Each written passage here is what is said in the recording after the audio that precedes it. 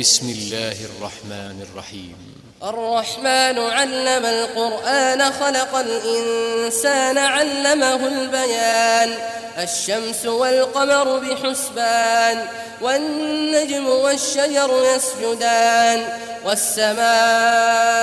رفعها ووضع الميزان ألا تطغوا في الميزان وأقيموا الوزن بالقسط ولا تخسروا الميزان والأرض وضعها للأنام فيها فاكهة والنخل ذات الأكمام والحب ذو العصف والريحان فبأي آلاء ربكما تكذبان خلق الإنسان من صلصال كالفخار وخلق الجان من مارج من نار فبأي آلاء ربكما تكذبان رب المشرقين ورب المغربين فبأي آلاء ربكما تكذبان مرج البحرين يلتقيان بينهما برزخ لا يبغيان فبأي آلاء ربكما تكذبان يخرج منهما اللؤلؤ والمرجان فبأي آلاء ربكما تكذبان وله الجوار المنشآت في البحر كالأعلام فبأي آلاء ربكما تكذبان كل من عليها فان ويبقى وجه ربك ذو الجلال والإكرام فبأي آلاء ربكما تكذبان يسأله من في السماوات والأرض كل يوم هو في شأن فبأي آلاء ربكما تكذبان سنفرغ لكم أيها الثقلان فبأي آلاء ربكما تكذبان يا معشر الجن والإنس إن استطعتم أن تنفذوا من أقطار السماوات والأرض فانفذوا لا تنفذون إلا بسلطان فبأي آلاء ربكما تكذبان يرسل عليكما شواظ من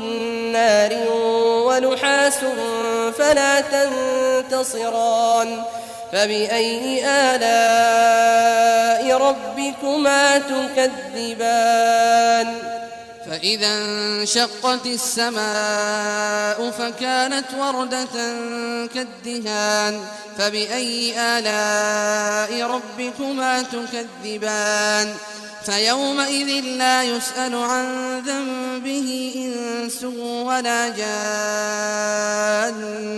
فبأي آلاء ربكما تكذبان يعرف المجرمون بسيماهم فيؤخذ بالنواصي والأقدام فبأي آلاء ربكما تكذبان هذه جهنم التي يكذب بها المجرمون يطوفون بينها وبين حميم آن فبأي آلاء ربكما تكذبان ولمن خاف مقام ربه جنتان فبأي آلاء ربكما تكذبان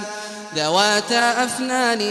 فبأي آلاء ربكما تكذبان فيهما عينان تجريان فبأي آلاء ربكما تكذبان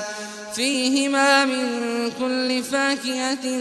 زوجان فبأي آلاء ربكما تكذبان متكئين على فرش بطائنها من استبرق وجنى الجنتين دان فبأي آلاء ربكما تكذبان فيهن قاصرات الطرف لم يطمثهن إنس قبلهم ولا جان فبأي آلاء ربكما تكذبان كأنهن الياقوت والمرجان فبأي آلاء ربكما تكذبان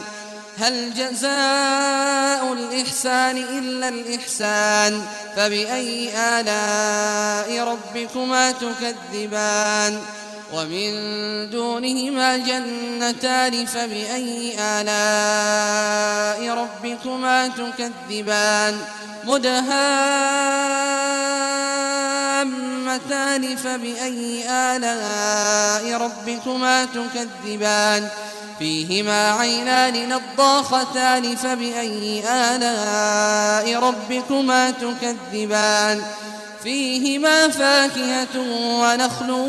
ورمان فبأي آلاء ربكما تكذبان فيهن خيرات حسان